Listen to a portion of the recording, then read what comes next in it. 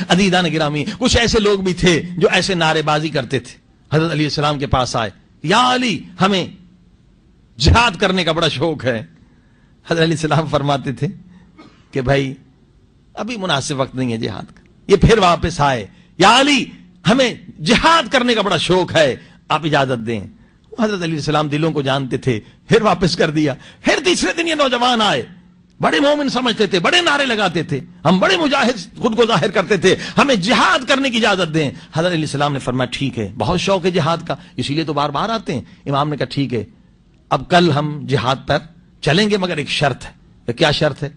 اب جو ان کا لیڈر تھا اس کی تازی شادی ہوئی تھی. حضرت علیہ السلام نے فرمایا کل تم سب سر کے بال منڈا کے لاؤ، یعنی گنجے ہو کر آؤ.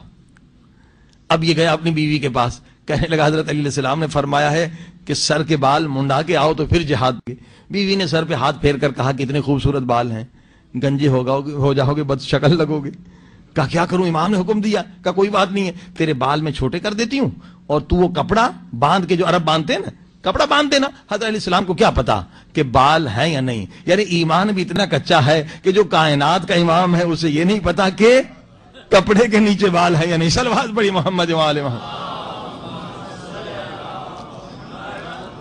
اب اس جوان نے امام کا حکم نہیں مانا، بیوی کا حکم مانا، تو کس کی ولایت کے اندر چلا گیا؟ بیوی کی ولایت اس کے دل میں تھی، مگر علی کی ولایت صرف زبان میں تھی. اور ذرا ورا لگا کر یہ آئے اور حضرت علی علیہ السلام نے معائنہ کرنا شروع کیا.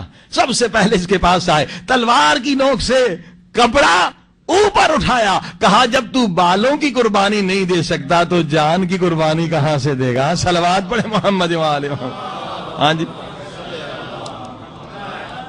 ہاں جی، جو بالوں کی قربانی نہیں دے سکتا تو جان کی قربانی کہاں دے سکتا؟ تو کیا گنجا ہونا واجب تھا؟ نہیں، واجب تو نہیں ہے، مگر ایک ٹیسٹ تھا. اب یہ بات پھر آپ کی طرف آ رہی ہے، ذرا غور کریں کہ گنجا ہونا واجب نہیں ہے. امام نے صرف ٹیسٹ کے لیے کہا کہ بال منڈا کے لاؤ کہ ایمان تیرا کتنا ہے. مگر وہی امام آپ سے کہتے ہیں، جس کی ولایت آپ زبان پہ پڑھتے ہیں، جس نبی کا کلمہ آپ پڑھتے ہیں، وہی نبی کہتے ہیں کہ داڑھی رکھنا واجب ہے. اب بتائیے، اللہ کہہ رہا ہے واجب ہے، قرآن کہہ رہا ہے اسوہ رسول میں ہے لہذا واجب ہے، امام کہتے ہیں واجب ہے. فقہ آل محمد میں لکھا ہے جس کی داڑھی نہیں اس کی گواہی قبول نہیں. صلوات پڑھی محمد و آل محمد. یعنی اتنا اہم مسئلہ ہے. 100 آدمی کہیں کہ ہم نے چاند دیکھا مگر کسی کی داڑھی نہیں تو وہ گواہی قابل قبول نہیں. یعنی اتنا اہم مسئلہ ہے. تو بھائی جب اللہ کہہ رہا ہے کہ داڑھی رکھو، رسول خدا کہہ رہے ہیں داڑھی رکھو، امام کہہ رہے ہیں داڑھی رکھو، قرآن کہہ رہا ہے داڑھی رکھو، تو کس حکیم نے کہا نہیں رکھو؟ نفس امارہ نے کہا ہے داڑھی رکھو گے تو بوڑھے نظر آؤ گے. اب تو بال بھی سفید ہو گئے ہیں، داڑھی رکھو گے تو یہ ہو جائے گا، یہ ہو جائے گا. جب اس چھوٹے سے گناہ سے ہم نہیں بچ سکتے جس میں لذت بھی کوئی نہیں بلکہ پیسے کی بچت ہے. صلوات پڑھی محمد و آل محمد.